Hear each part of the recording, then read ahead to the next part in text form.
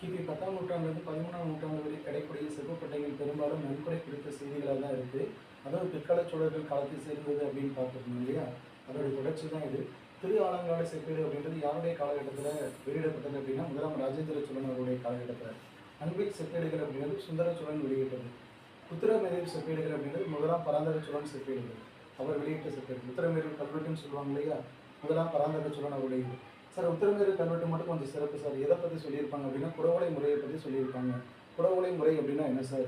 அதாவது ஒரு கிராமத்திற்கு உறுப்பினர்களை தேர்ந்தெடுப்பாங்க. அந்த எலெக்ஷனில் நிற்கிறதுக்கு என்ன தகுதி அப்படின்னா, 30லேருந்து 35 வயசு முடிஞ்சிருக்கணும், பணக்காரராக இருக்கணும், நல்லா படிச்சிருக்கணும். ஒரு தடவை எலெக்ஷனில் நிற்கிறவங்க மறு தடவை எலெக்ஷனில் நிற்கக்கூடாது. அந்த தேர்ந்தெடுக்கப்படக்கூடிய உறுப்பினர்களுடைய பெயர்கள் எழுதி ஒரு மண்பானையில் ஒரு குடத்தில் போட்டுருவாங்க. அந்த ஊர் தலைவர் என்ன செய்வார்னா, அந்த ஊரில் இருக்கக்கூடிய வயது கம்மியான ஒரு சிறுவனை கூப்பிட்டு அந்த சீட்டுகள் எடுக்க சொல்லுவார்.